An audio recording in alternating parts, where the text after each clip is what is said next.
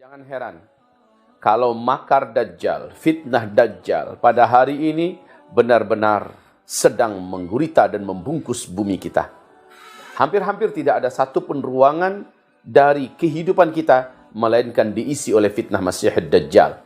Maka yang paling mutlak dan total harus dilakukan adalah perlindungan maksimal dan memohon perlindungan maksimal kepada Allah Rabbul Alamin agar Allah menjaga kita, menjaga istri kita, menjaga keluarga besar kita, menjaga anak keturunan kita dari fitnah Masih Dajjal.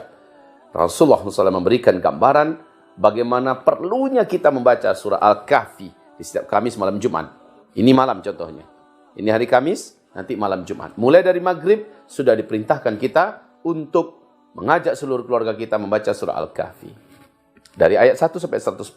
Untuk apa? Siapa yang membaca itu, kata Rasulullah SAW, sampai Kamis depan, maghribnya, Allah akan lindungi kita dari segala macam makar, dari segala macam fitnah, dari segala macam kejahatan Dajjal la'natullah alaih, dan bala tentaranya, serta antek-antek Dajjal.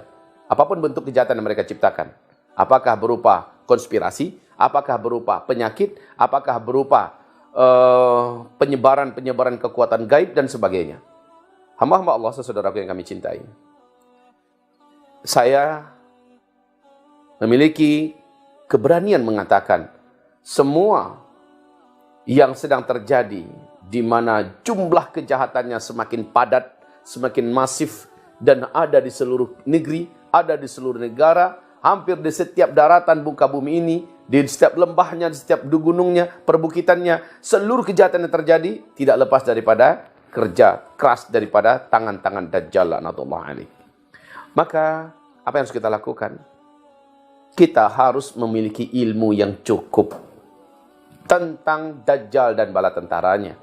Kita harus memiliki kapasitas ilmu yang cukup tentang perbaikan, perlindungan, penjagaan yang harus kita terapkan pada diri kita dan kita bungkuskan keluarga kita. Kita harus rajin lagi belajar.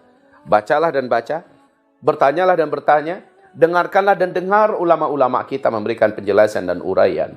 Saudara-saudaraku, ini akhir zaman. Kalau hanya sekedar perut lapar, paling banter bila makanan tidak ada, kita meninggal dunia.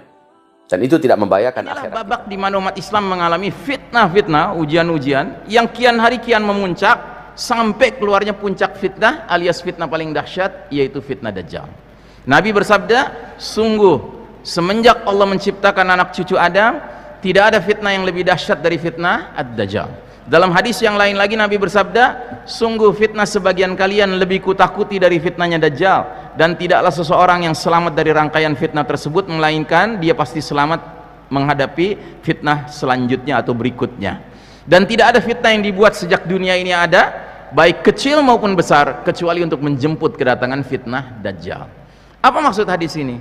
Maksud hadis ini, perjalanan umat manusia dari awal sampai akhir, Pak, itu fitnah akan makin berat, Pak, sampai si Dajjal keluar. Dajjal itu puncaknya fitnah, Pak. Saat Dajjal nanti akan muncul di akhir zaman, Dajjal akan dengan kemampuan sihirnya dia melakukan apapun di luar akal sehat manusia. Salah satunya adalah Dajjal akan datang kepada kalian, kata Rasulullah. Maka setiap kalian akan ditanya tentang siapa dirinya. Ya. Di antara yang akan ditanyakan Dajjal adalah hal tu'minu li anni rabbuka. Apakah kau yakin, kau percaya kalau aku ini Tuhan kamu? Ya, maka orang ini berkata, andaikan kau bisa menghidupkan kembali ibuku yang sudah mati, aku akan mengakui engkau sebagai Tuhan. Engkau memang benar Tuhanku jika engkau bisa menghidupkan ibuku yang sudah mati. Duluni aina qabruha. Tunjukkan kepadaku di mana kubur ibumu. Maka dia menunjukkan, ini dia. Ya, hahuwa qabru ummi. Ini dia kuburan ibuku. Maka Dajjal kemudian menghentakkan kakinya dan mengatakan, ya ummah, kumi. Hai ibu, bangunlah kau. Maka kuburannya terbelah dan keluarlah sosok yang pemuda ini mengira itu adalah ibunya. Rasulullah mengatakan, wa huwa ya'taqidu li'annahu ummuha. Li'annaha ummuha. Pemuda ini mengira kalau dia ini ibunya. Rasul menyebutkan mengira. Kenapa? Karena yang muncul itu bukan ibunya sebetulnya.